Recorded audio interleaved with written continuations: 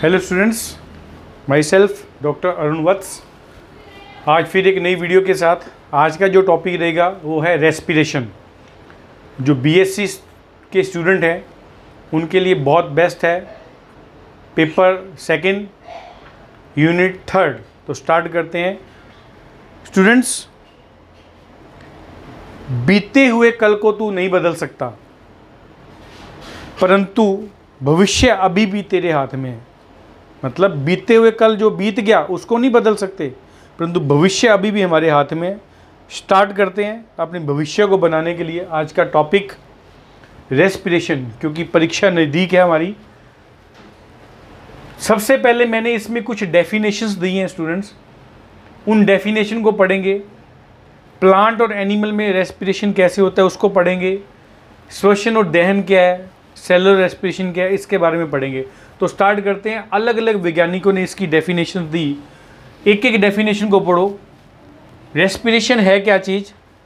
जो हमारी बॉडी के अंदर जितने भी हमारे कम्प्लेक्स ऑर्गेनिक कंपाउंड पड़े हैं, कार्बनिक पदार्थ पड़े हैं, उनका ब्रेकडाउन होकर एनर्जी का फॉर्म आना।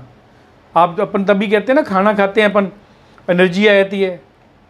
वो एनर्जी हमें डिफरेंट एक्टिविटी करने में काम आती है। कैसे, ये देखें, ये एक ऑक्सीडेशन की क्रिया है। ये पहले पॉइंट क्लियर होना चाहिए। रेस्पिरेशन जो है ऑक्सीडेशन की क्रिया है, जिसमें प्लांट में पाए जाने वाले विभिन्न जटिल कार्बनिक पदार्थों का अपघटन होता है। ये देखिए, जटिल कार्बनिक पदार्थों का अपघटन होता है और क्या निकलेगा?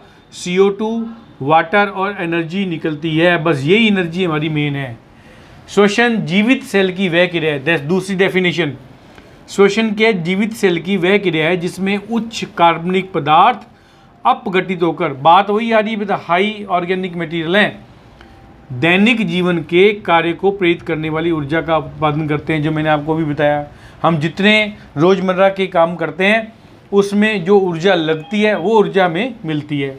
तीसरी डेफिनेशन है, कार्बनिक पदार्थों में उपस्थित रासायनिक ऊर्जा को, ये देखिए, रासायनिक ऊर्जा को ऐसी ऊर्जा में बदलता है जो सेल में काम आती है। आगे ना बात, सेम वही कार्बनिक पदार्थ फिर उठा रहा है। चौथी डेफिनेशन क्या कह रही है? ये ऑक्सीकरण की क्रिया। बिल्कुल सही, हमें पता लग गया ऑक्सीकरण ऑक्सीडेशन एक ही बात है, जिसमें विशेष प्रकार के एंजाइम प्रभाव द्वारा सजीव सेल में उपस्थित कार्बनिक यौगिकों में संग्रहित स्थितिज ऊर्जा को, ये देखिए, स्थितिज ऊर्जा को गति ऊर्जा में बदला जाता है। मतलब स्थितिज ऊर्जा जो है वो हमारी गति ऊर्जा में बदलती है, वो भी हमारा रेस्पिरेशन का प्रोसेस है। तो ये तो डेफिनेशन दी बेटा अलग अलग वैज्ञानिकों ने अपने अपने हिसाब से। अब अपन छोटे छोटे पॉइंट देखते हैं। प्लांट और एनिमल के श्वसन में क्या अंतर आता है? प्लांट और एनिमल के श्वसन में क्या क्या अंतर है? 3 पॉइंट देखेंगे तो अपने को टॉपिक क्लियर हो जाएगा। प्लांट की बात करें तो श्वसन लेने की क्रिया नहीं है इसमें। जैसे अपन सांस लेते हैं ना, तो इसमें श्वसन ले रहे हैं, जैसे इसमें क्रिया होती है। एनिमल में श्वसन लेने की क्रिया होती है, परंतु प्लांट में ऐसी नहीं है। पहला अंतर आ गया। दूसरा अंतर क्या है? इसमें प्रकाश संश्लेषण के कारण, PS मैंने फोटोसिंथेसिस, प्रकाश संश्लेषण के कारण गैसों का आदान प्रदान स्टोमेटा से द्वारा होता है, जो अपन प्रीवियस वीडियो में देख चुके हैं। नेचुरली ये गैसेस का एक्सचेंज किससे होगा? स्टोमेटा। तो स्टोमेटा सबसे बड़ा मेन भूमिका अदा करता है। एनिमल में इस प्रकार की प्रक्रिया नहीं होती, कोई स्टोमेटा नहीं होता। तीसरा पॉइंट क्या हमारा?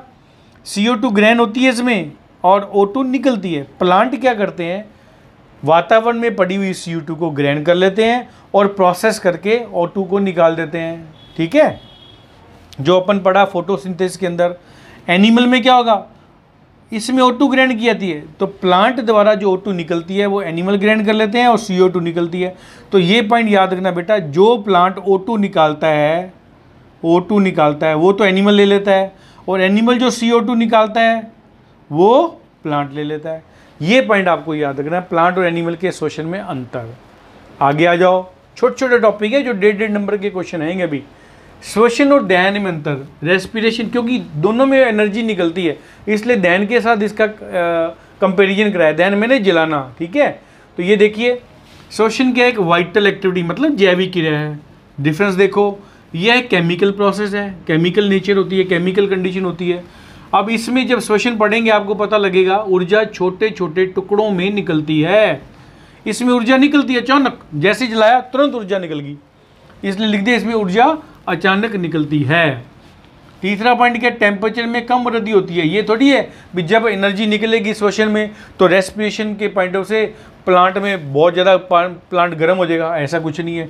यहाँ दहन में टेम्परेचर में अचानक वृद्धि होती है और अत्यधिक वृद्धि, वृद्धि भी क्या का, बहुत अधिक वृद्धि, ये याद रखना, ठीक है।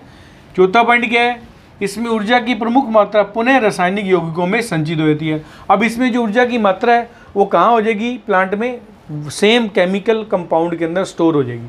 इसमें क्या होता है, ऊर्जा की हानि जो है, ऊर्जा की अधिक मात्रा ऊष्मा के रूप में हानि होती है। ऊर्जा की जो मात्रा, जितनी एनर्जी निकलती है वो ऊष्मा के रूप में हानि हो जाती है, खत्म। एक बार निकला, टेम्परेचर जलाया और धीरे धीरे धीरे वो खत्म, स्टोर तो नहीं कर सकते ना उसको दहन के अंदर। पांचवा पॉइंट क्या है डिफरेंस, इसमें एंजाइम भाग लेते हैं, इसमें एंजाइम भाग नहीं लेते, सीधा आग लगाई काम खत्म, कोई एंजाइम की जरूरत नहीं है। 6 पॉइंट, एनर्जी इसमें स्टोर की जा सकती है एटीपी के फॉर्म में, यहाँ एनर्जी कोई स्टोर नहीं कर सकते, जल गया खत्म काम। ये नहीं भी कोई दहन हो रहा है तो उससे हम लोग को एनर्जी स्टोर कर लें, ऐसा कुछ नहीं है। तो ये मेन प्रोसेस आता है श्वसन और दहन में अंतर। ये भी आपका 1.5 नंबर का क्वेश्चन बनता है। अब आता है सेलुलर रेस्पिरेशन, हिंदी में इसको कहते हैं कोशिकीय श्वसन। 2-3 पॉइंट है, मतलब अपन इसी को ही पढ़ना है सारा। टाइप ऑफ रेस्पिरेशन आगे जो पढ़ेंगे या जितना भी रेस्पिरेशन की प्रोसेस पढ़ेंगे वो सारा सेलुलर ही है। ये देखिए, यह केवल एक ऑक्सीडेशन की क्रिया नहीं है बल्कि कई केमिकल क्रियाओं की श्रृंखला है। ये देखो कितना, अभी तक तो अपन बात कर रहे थे ऑक्सीडेशन ऑक्सीडेशन ऑक्सीडेशन, बट अब वो कह रहा है अगर सेलुलर रेस्पिरेशन में बात करें तो खाली ऑक्सीडेशन से काम नहीं चलेगा, उसमें बहुत सारी केमिकल एक्टिविटी भी होगी, बहुत सारी। अभी पढ़ेंगे आगे, एक केमिकल रिएक्शंस को अपन स्टडी करेंगे। दूसरा पॉइंट क्या लिख दिया इसमें एनर्जी एक साथ अधिक मात्रा में नहीं निकलेगी, जो भी अपन ने पढ़ा। जो एनर्जी निकलती है वह भी किस रूप में होगी, मोस्ट इंपॉर्टेंट पॉइंट, एटीपी के रूप में स्टोर होती है। जो अपन बात बताएंगे आपको, प्लांट के टाइम में रेस्पिरेशन के समय जो एनर्जी निकलती है वो एटीपी के रूप में स्टोर होती है। तीसरा पॉइंट क्या, रेस्पिरेशन की सभी क्रियाएं एंजाइम द्वारा, मोस्ट इंपॉर्टेंट पॉइंट, एंजाइम द्वारा कंट्रोल करेगा। ऐसा नहीं भी एंजाइम कंट्रोल नहीं करेगा, बिना एंजाइम के कोई भी प्रोसेस के अंदर नहीं है। तो ये था हमारा छोटा छोटा पॉइंट। नेक्स्ट पढ़ेंगे टाइप ऑफ रेस्पिरेशन। चलिए नेक्स्ट टॉपिक देखते हैं, टाइप ऑफ रेस्पिरेशन। अभी देखेंगे कितने टाइप के रेस्पिरेशन होते हैं। तो इसमें लिख दिया 2 टाइप के रेस्पिरेशन होते हैं, ऑक्सीय श्वसन, एरोबिक रेस्पिरेशन, या अनऑक्सीय श्वसन, एनरोबिक रेस्पिरेशन। नाम से पता लग गया इसकी पॉइंट्स, मेन पॉइंट और पढ़ लेते हैं ताकि थ्योरी बन जाए। पहला पॉइंट करेंगे एरोबिक रेस्पिरेशन, लिख दिया O2 की उपस्थिति में होता है, O2 की प्रेजेंस में होगा बेटा। ऐसे प्लांट को एरोबिक प्लांट भी कहते हैं, मतलब जिसमें ये रेस्पिरेशन पाया जाता है उस प्लांट को भी एरोबिक प्लांट कहते हैं। इसमें खाद्य पदार्थों का पूर्ण oxygen, most important point, complete oxidation होता है, आधा नहीं, कंप्लीट। जितना खाद्य पदार्थ होंगे उनका सारों का कंप्लीट ऑक्सीडेशन हो जाएगा। और क्या होगा फिर ऑक्सीडेशन के बाद, वाटर और CO2 का निर्माण और अधिक मात्रा में एनर्जी निकलती है। ये थ्योरी बन रही है आपकी। ये देखो इसमें बहुत बढ़िया रिएक्शन लिख दिया, मैं इस रिएक्शन को बॉक्स में डाल रहा हूँ ताकि आपको याद रहे। ये देखिए, ये रिएक्शन मेन है एरोबिक की, C6H12O6। याद करो ये कहाँ बनाया था, प्रीवियस वीडियो में फोटोसिंथेसिस के अंदर। तो यहाँ से अब इसका ब्रेकडाउन होगा क्योंकि ये फूड पार्टिकल है ना। तो C6H12O6 ग्लूकोज प्लस ऑक्सीजन की प्रेजेंस में, क्योंकि एरोबिक है, और CO2 बनाएगा 6CO2 6H2 और 686 किलो कैलोरी एनर्जी निकलती है, अधिक मात्रा में एनर्जी निकल रही है। So that is the aerobic respiration. अब आएगा एनरोबिक रेस्पिरेशन। एनरोबिक में भी थ्योरी लिख दी दो। O2 की एब्सेंट में होता है बेटा। इसमें प्लांट CO2 बाहर निकालते रहते हैं, मतलब इसमें CO2 बहुत ज़्यादा निकलेगी, बहुत ज़्यादा। और इसमें CO2 एवं लैक्टिक एसिड, देखो यहाँ बन रहा था बेटा CO2 के साथ वाटर, यहाँ क्या बन रहा है, अंडरलाइन कर लेना इसको अच्छी तरह, लैक्टिक अम्ल का निर्माण होता है। और यहाँ एनर्जी कैसी थी, अधिक मात्रा में, यहाँ लिख दिया एनर्जी कम मात्रा में निकलती है। ये इसकी डेफिनेशन होगी, ये मैं इसको फिर बॉक्स में डाल रहा हूँ, इसको याद करना।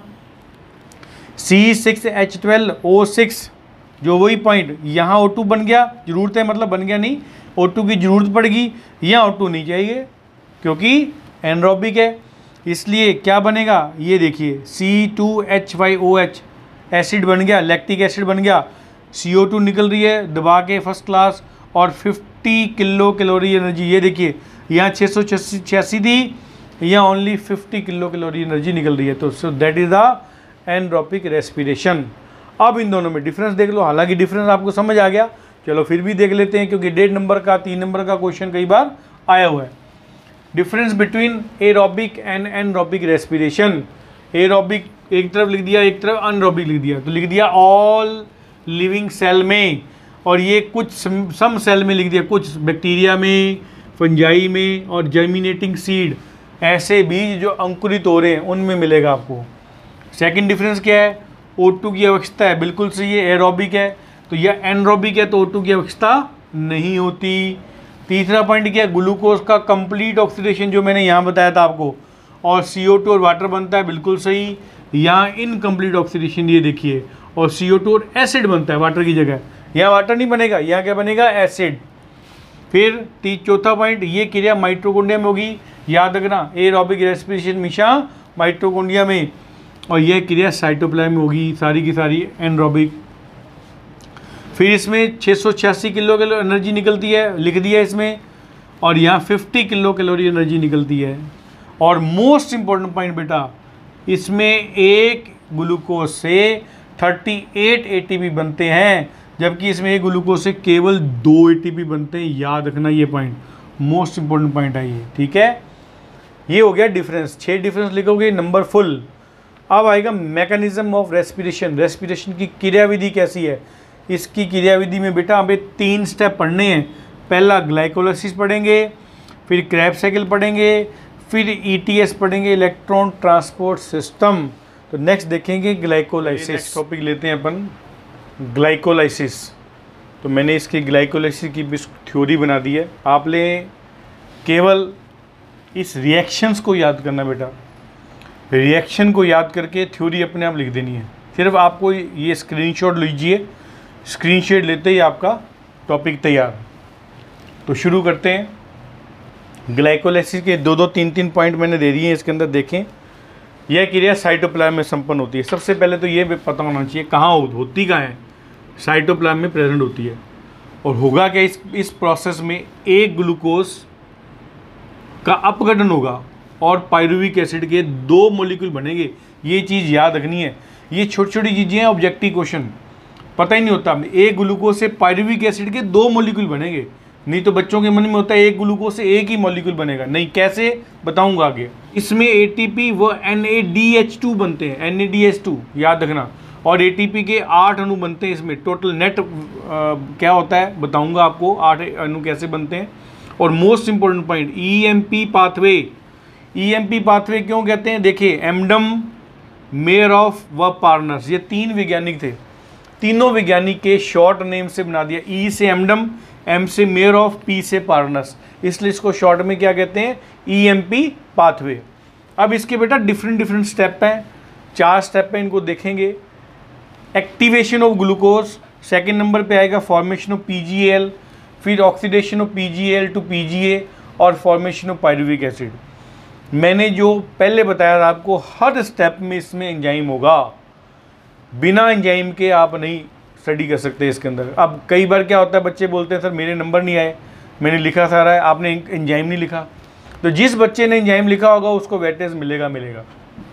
तो नंबर 1 शुरू करते हैं, एक्टिवेशन ऑफ ग्लूकोज। देखिए ये मैंने लिख दिया यहाँ, ग्लूकोज का एक मॉलिक्यूल काइनेज एंजाइम की प्रेजेंस में ग्लूकोज 6 फॉस्फेट में कन्वर्ट हो जाएगा। ग्लूकोज 6 फॉस्फेट आइसोमेरेज एंजाइम की उपस्थिति में फ्रुक्टोज 6 फॉस्फेट में बदल जाएगा। इस समय यहाँ 2 ATP की ज़रूरत होगी, खर्च होगी, याद रखना, मैं सुनना मेरी बात को बेटा, यहाँ ATP खर्च होगी, 2 ATP निकलेगी नहीं, मानना ये खर्च हो रही है, याद रखना। इट मीन्स आप ये याद रखो, ग्लूकोज से फ्रुक्टोज 6 फॉस्फेट बनते समय 2 ATP की यूज़ हो रही है। अब ये फ्रुक्टोज 6 फॉस्फेट आइसोमेरेज एंजाइम की उपस्थिति में फ्रुक्टोज 1,6 डाइफॉस्फेट का निर्माण करता है। तो ये है एक्टिवेशन ऑफ ग्लूकोज। मतलब शॉर्ट फॉर्म में अगर ऑब्जेक्टिव क्वेश्चन आए तो ग्लूकोज से फ्रुक्टोज 1,6 डाइफॉस में बदलना ग्लूकोज का एक्टिवेशन कहलाता है। कहीं भी पॉइंट याद करें। Second point, formation of PGL. Formation of PGL, PGL मतलब फास्फोग्लिसरॉल्डिहाइड कैसे बनेगा। अब ये देखिए, ये आया ना फ्रुक्टोज 1,6 डाइफॉस्फेट, ये इसका फर्स्ट बन जाएगा। ये देखिए फ्रुक्टोज 1,6 डाइफॉस्फेट एल्डोलेज एंजाइम की उपस्थिति में, एंजाइम याद रखना बेटा, याद हर जगह, डाई HAP, इसका फुल नेम लिख दिया मैंने, डाई हाइड्रोक्सी एसीटोन फॉस्फेट, और 3 PGL बना देगा।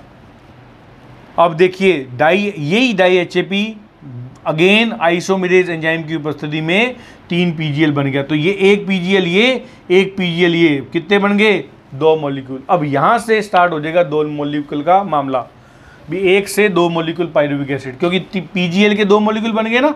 अब जितने भी आगे मॉलिक्यूल बनेंगे वो 2 2 2 2 बनते चलेंगे। इसलिए मैंने ये बताया था एक ग्लूकोज से पायरुविक एसिड के 2 मॉलिक्यूल बनेंगे, क्योंकि अभी तक ये एक था, ये भी एक था, ये भी एक था, PGL भी एक अभी था, परंतु जब ये डाई HAP आइसोमेरेज एंजाइम की उपस्थिति में 3 PGL में कन्वर्ट हो गया, तो एक ये होगा, एक ये होगा, यहाँ आगे 2 मॉलिक्यूल। आगे चलिए, number 3 point, oxidation of PGL to PGA। अब PGAL से PGA का निर्माण होगा। PGA का मतलब फास्फोग्लिसरिक एसिड, हर चीज़ का याद होना चाहिए नाम। तो देखिए 3PGAL H3PO4 कार्बनिक एसिड होते हैं, ये यूज़ करके 1,3 डाई PGL का निर्माण करता है। 1,3 डाई PGL डीहाइड्रोजनेज एंजाइम की प्रेजेंस में, फिर एंजाइम आ गया, डीहाइड्रोजनेज एंजाइम की प्रेजेंस में 1,3 डाई PGA का निर्माण करेगा। और इस दौरान ये देखिए इंपॉर्टेंट पॉइंट होगा, 2 NAD से 2 NADH2 बन गए, याद रखना। 1,3 डाई PGA, फिर अगेन फास्फोग्लिसरिक एसिड काइनेज और मैग्नीशियम की प्रेजेंस में 3 PGA में बदल जाता है। और इस दौरान अगेन डायरेक्ट 2 ATP का लाभ हो रहा है, ADP से ATP। तो यहाँ अपन जो बोलते हैं ना रेस्पिरेशन या ग्लाइकोलाइसिस में एनर्जी निकल रही है, तो ये बेटा एनर्जी, एक यहाँ तो एनर्जी यूज हुई थी, अब यहाँ एनर्जी निकलेगी। तो याद रखना, ये आपका ऑब्जेक्टिव क्वेश्चन बन गया। 1,3 डाई PGAL से जब 1,3 डाई PGA बनेगा, उस दौरान 2 मॉलिक्यूल NADH2 निकलेंगे। देन 1,3 डाई PGA से जब 3 PGA बनेगा, उस समय 2 ATP निकलेंगे। ये 2 चीज़ें याद रखना आप लोगों ने, ठीक है। नंबर 4 पॉइंट,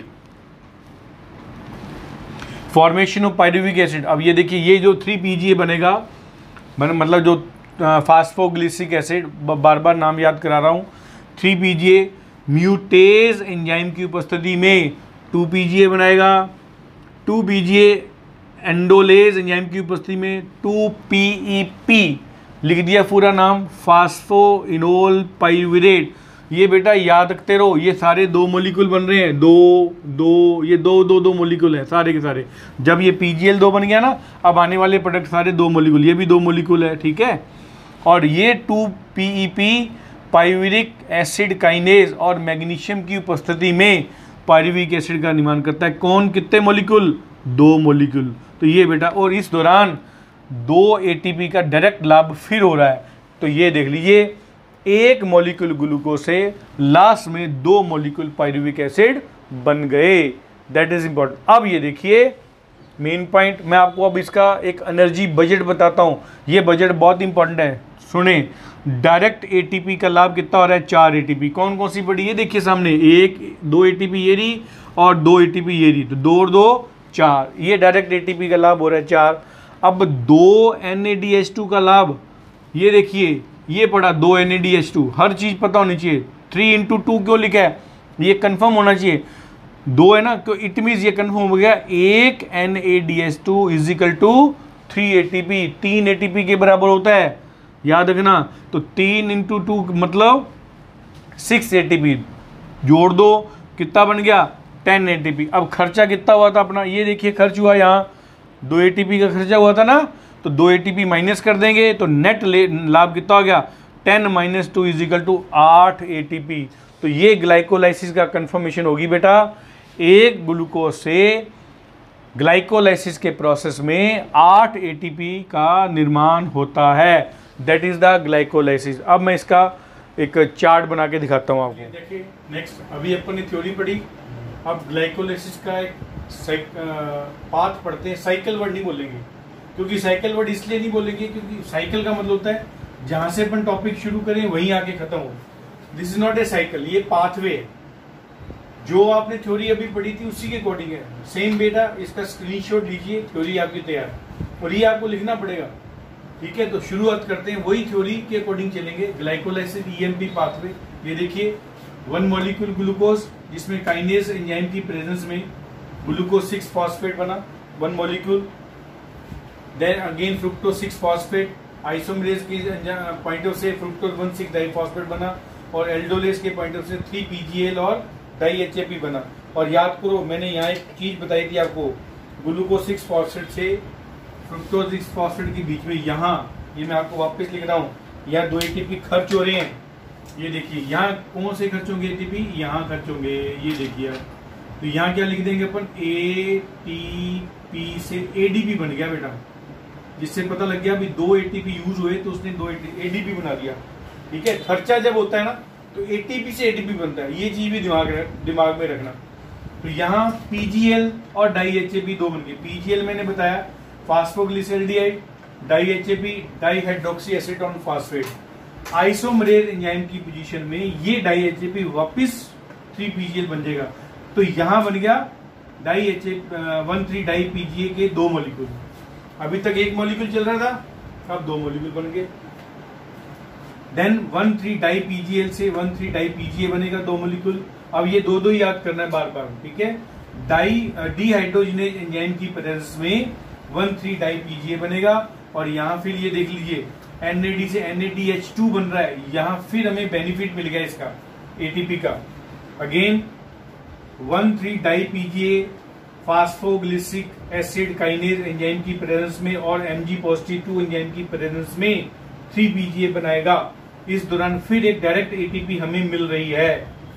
3 PGA से म्यूटेज एंजाइम की प्रेजेंस में 2 PGA बनेगा 2 मॉलिक्यूल। 2 PGA से एंडोलेज की प्रेजेंस में 2 PEP बनेगा फास्फोइनोल पाइरुविक एसिड, याद करो। और 2 PEP से पाइरुविक एसिड काइनेज एंजाइम की प्रेजेंस में और MgP2 की प्रेजेंस में पाइरुविक एसिड बन गया 2 मॉलिक्यूल। अगेन फिर 2 एटीपी का हमें यूज हो गया। अब देखो इसका एनर्जी बजट मैंने अगेन दोबारा दे दिया ताकि आपको भूलो मत। डायरेक्ट एटीपी लाभ हो रही है, अब तक समझ आ गया होगा। मैं आपको निशान लगा के देता हूँ। 1 एटीपी बेटा ये रही, मतलब 2 एटीपी, और 2 एटीपी हमें ये मिल गई, ये डायरेक्ट मिल रही है। तो 2 और 2 4 एटीपी। तो ये पॉइंट क्लियर हो गया आपको। अब 2 NADH2 मिल रहा है, ये देखिए ये पड़ा 2 NADH2 डायरेक्ट मिल रहा है ना। 1,3 डाई पीजीएल से जब 3 डाई पीजीए बनेगा उस समय 2 NADH2 का निर्माण हो रहा है। और यहाँ 2 NADH2 3:2 क्यों कर दिया, क्योंकि यहाँ फिर लिख लो, यहाँ लिख देते हैं अपने 1 NADH2 = 3 ATP। तो ये ATP के बराबर होता है, देख लो कितना बेनिफिट है। तो 2 मॉलिक्यूल है ना इसके, तो 3 × 2 3 × 2 कितने हो गए 6 ATP। टोटल कर दो 10 ATP। खर्चा कितना हुआ था 2। ये देखो ये शुरू में अपना खर्चा करके आए थे 2 ATP का। तो 10 में से 2 माइनस करेंगे तो टोटल नेट कितना आ गया 8 ATP। तो ये दिमाग में बिठा लो, एक ग्लूकोज मॉलिक्यूल ग्लाइकोलाइसिस की प्रोसेस में 8 ATP का निर्माण करता है। और मैंने शुरू में बताया था 38 ATP निकलती कैसे। बाकी की जो 30 ATP है वो क्रैब साइकिल में पढ़ेंगे, आगे देखेंगे नेक्स्ट। तो आज की वीडियो इतनी बनाएंगे अपन बेटा। नेक्स्ट वीडियो अपन देखेंगे क्रैब साइकिल और ETS की, क्योंकि अभी तक आप लोग रेस्पिरेशन के बारे में पढ़ लो, ग्लाइकोलाइसिस तैयार कर लो। नेक्स्ट वीडियो के अंदर अपन क्रैब साइकिल और नई चीज लेके आएंगे। ठीक है, तो आज के लिए इतना बेटा। सेम पॉइंट, अगर अभी आप लोगों ने चैनल देखा है तो मेरे चैनल को सब्सक्राइब करें, बेल आइकन को दबाएं और ज्यादा से ज्यादा बच्चों को शेयर करें। बेल आइकन इसलिए दबाएं ताकि आपको नोटिफिकेशन जल्दी से जल्दी मिलता रहेगा। इसको तैयार करो। जो यूनिवर्सिटी के एग्जाम आपके अगस्त के फर्स्ट वीक में आ रहे हैं उसमें बहुत बेनिफिट मिलेगा। उसके लिए best of luck. Thank you very much.